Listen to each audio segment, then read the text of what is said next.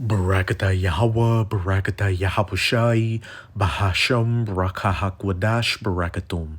First and foremost, I want to give all praises, glory, and infinite honors to Yahweh, Bahasham, Yahabushai.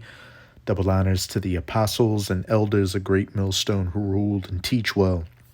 And peace and salutations to you sincere Akim out there, pushing this word and truth and sincerity to the four corners of the globe. May you brothers endure to the end. This is the brother Ra'aya coming at you with another lesson, and I'm going to start it off in 2nd Esdras chapter 8, verse 50. For many great miseries shall be done to them that in the latter time shall dwell in the world. And we're currently living in the latter times, the last days, really the last seconds of the last days before the second coming of Yahushai, the Son of the Most High, whom the world ignorantly refers to as so-called Jesus, to save the elect of his people, the children of Israel, consisting of you so-called Negroes, Latinos, and Native Americans, and to put down the rulership of you heathens, chiefly the biblical Edomites, or you so-called white people, and to begin establishing the kingdom of heaven, because they have walked in great pride. But as it said, for many great miseries shall be done to them that have walked in great pride. We are quickly coming into the times of Jacob's trouble, which is going to be worse than any other point in history, where many calamities are going to take place, which you can read about all throughout the scriptures. As it says in Matthew 24, nations rising against nations, famines, pestilences. In 2nd Esdras chapter 15, sedition among men or civil unrest, wars, great death, and great destruction as judgment on you people for the great pride you've been walking in. This is Jeremiah chapter 30, verse 7. Alas, for that day is great, so that none is like it.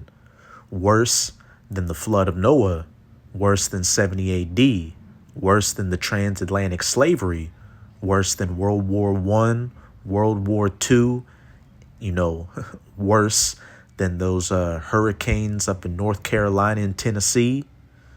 It is even the time of Jacob's trouble, but he shall be saved out of it, and that he is speaking of the elect of the nation of Israel, which things are going to get so bad out here that the Archangel Michael is going to have to intervene for us.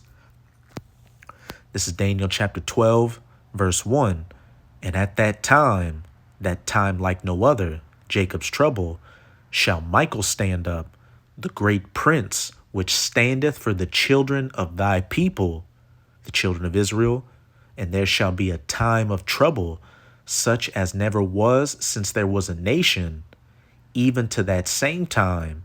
And at that time, thy people, the elect of the nation of Israel, shall be delivered, every one that it shall be found written in the book of life. But as for everybody else out there, the wicked of our people, especially 2/3 of you Israelites in America and you heathen nations, many great miseries are about to take place on you. Which brings me to this quick clip I'll be profiling from the brother Arrows of Indignation 144's YouTube channel, titled The Dreadful Day of Yahweh is Approaching. Take heed. And hey, even to these heathens out here, they can sense that something bad is coming down the pipeline in their spirit. Because, hey, Psalms 119, verse 126, it is time for thee, Yahweh, to work, for they have made void thy law. Hey, the wicked of our people, hey, they scoff at the laws, statutes, and commandments in the prophets, and these heathens, especially these Edomites, damn sure have made void the laws, statutes, and commandments of the scriptures with this anti-Hamashiach or anti-Christ society that they've set up, which is completely contrary to righteousness, to the laws, statutes, and commandments. So it is time for thee, Yahweh, to work and bring about those many great miseries of Jacob's trouble on you people for the great pride that you've been walking in. But now let's play this clip. And this is a fair use copyright disclaimer. I do not own any of the footage in this clip, nor do I stand to gain from it monetarily. It is simply for educational purposes. I have a feeling of doom, of impending doom. For the past 5 days I've been feeling this way, and nothing in my life, nothing I have going on should make me feel like this.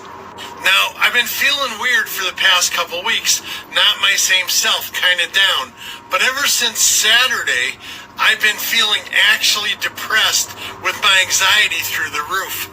And I'm almost constantly feeling tension, like shaking, like something bad is about to happen for me, and there should be nothing bad about to happen for me. There's nothing happening for me at all on the horizon. Usually if I get feelings like this, especially if they're strong like right now, something does happen. Something tends to happen afterwards. I don't know if I'm just feeling it for the hurricane victims, if I'm just picking up their energy. Maybe I'm picking up something else, I don't know. But I've got this feeling of worry, dread, anxiety, depression, and it's been really strong for the past 5 days, and I'm having a problem getting out of it. And I'm anti-medication, so I'm not going to take any magic pill to help me. I'm just trying to think through it, if that's even going to work. My question is, has anybody else been feeling this way who's not in the path of a hurricane or doesn't have some looming disaster coming up in their own personal life on the horizon? Does anyone else wholeheartedly feel in their chest like something bad is about to happen? I have literally felt heavy, scared, nervous all day. And this isn't like your normal, just like everyday anxiety. This is like, to my core, I feel like something bad is about to happen.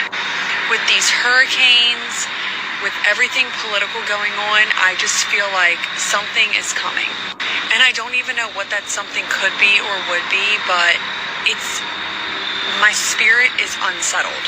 I'm not a religious person, but I'm definitely a spiritual person, and my spirit is heavy. It is shaken. I'm just sitting out on my back deck in the dark, just contemplating life. Does anyone else feel this way? Am I crazy? Or does anyone else just feel something's not right? I guess all we can do now is wait. Y'all, there is something terrible about to happen. And I'm not just talking about in Florida, I'm talking about everywhere.